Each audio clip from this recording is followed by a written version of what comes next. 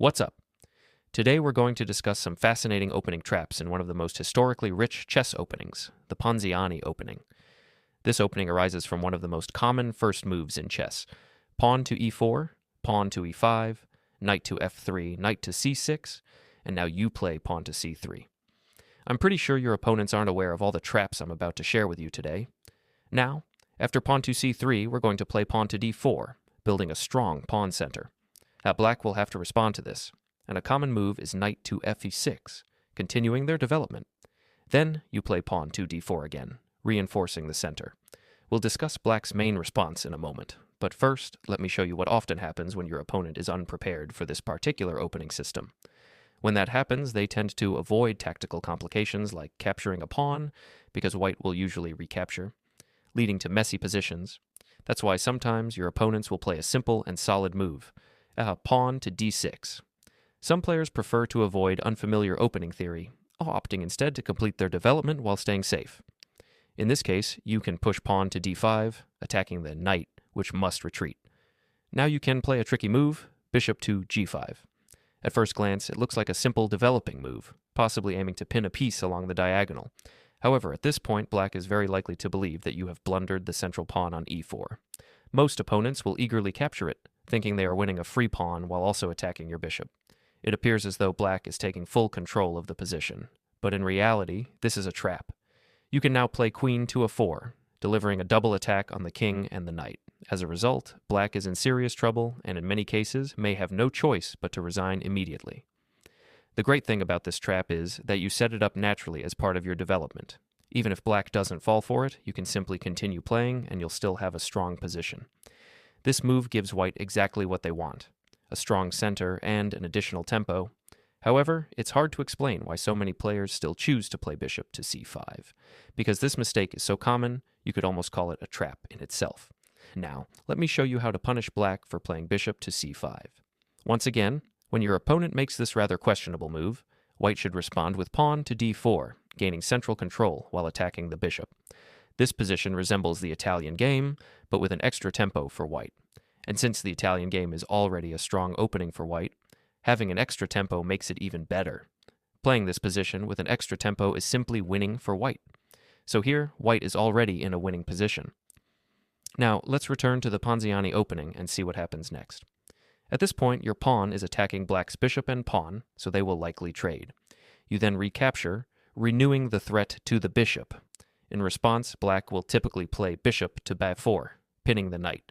Now you continue with knight to c3. At this point, Black will make a move. It doesn't matter too much, but let's say they play knight to f6, though knight to c6 is actually the most played move. Here you have another strong option, pawn to d5, immediately seizing control of the center and challenging Black's position. Now you take advantage of the fact that your knight is controlling the key square, preventing Black's knight from advancing. Since the knight is also under attack by your pawn, it must retreat, either to b8 or a7, both of which are very passive squares. Meanwhile, white gains even more space, further strengthening the central pawn structure. You already have a dominant position, with strong pawns in the center, open lines for your pieces, and excellent control over the board. Now, white continues development by playing bishop to d3. Here's something interesting. The most played move by Black in this position is pawn to d6, which we'll analyze next. It's easy to understand why Black plays pawn to d6 in this position. Without this move, white might consider playing pawn to a5 in the near future, attacking the knight and gaining even more space. Black anticipates this threat and plays pawn to d6 to prevent it while also opening the diagonal for their light-squared bishop. While this move seems reasonable, there is one major problem. Black loses immediately after queen to a forecheck. This move delivers a check to the king, while simultaneously attacking the bishop on b4. As a result, white simply captures the bishop for free. The best part about this trap is that it's incredibly common, meaning your opponents are very likely to fall for it. But even if they don't, white still has a strategically winning position, with strong central control and excellent piece activity. Anyway, thanks to our strong center and complete domination, we have a great position. Now let's move on to the main line. The most common response from Black is knight to f6. After white pushes in the center with pawn to e4, Black captures white's central pawn on e4 with their knight. Now, even though white could potentially recapture the pawn in the center, it's actually stronger to push the pawn forward and use this opportunity to drive the knight back. After the knight retreats, you can recapture the pawn on e5. Here's something interesting. In most games, black plays a well-known mistake, pawn to d6. This move is fairly common, yet many players are unaware of its flaws, as it is the most played move by black in this position. This move loses for black, and funnily enough, for a couple of reasons. At first, as we discussed earlier in the traps, white could play queen to a4, delivering a check. This just shows how often black misses this standard tactical idea. If white plays queen to a4, it would win immediately. However, in this position, there is an even stronger alternative.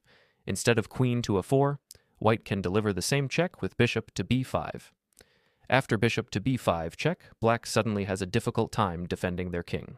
In similar positions, black would usually try to cover the king with bishop to d7, but in this case, that doesn't work because white attacks the square twice. As a result, after bishop takes d7, the bishop is now defended, and black is forced to give up their queen for the bishop just to avoid the check. Since bishop to d7 fails for black, they might try pawn to c6 as an alternative defensive move. However, this does not solve their problems either. White can immediately capture on c6, creating threats of discovered checks. At this point, white has multiple options, including pushing pawn to c7, forcing black's king into an awkward position while the bishop delivers a powerful check. Black is then compelled to recapture the pawn on c6, but this only worsens their situation. White follows up with knight takes c6, launching an aggressive attack that targets multiple pieces at once.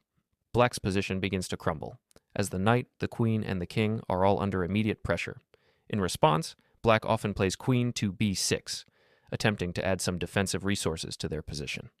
However, this move does little to improve their standing. If black tries to recapture material here, they fall into a devastating triple attack, where white simultaneously threatens the king, rook, and knight. With no viable escape, black is left in an almost hopeless position, and white is well on their way to a decisive victory. That's why black cannot recapture.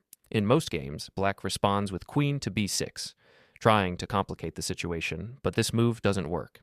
The best course of action for white is to move the knight back, which is the simplest way to continue the attack. This move renews the check on black's king, forcing it to move.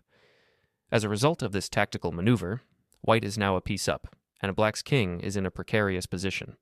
Without the ability to castle, black is forced to leave the king exposed in the center, making it vulnerable to further attacks. Moreover, black's knight on e4 becomes weak, and overall, their position begins to collapse. From here, white can continue pressing the attack, targeting black's vulnerable king. With a central weakness and black's scattered pieces, white is in a dominant position and will likely win the game with ease. I hope you understand all variation. If you found this video helpful, then like and subscribe. Thanks for watching. See you on the next one.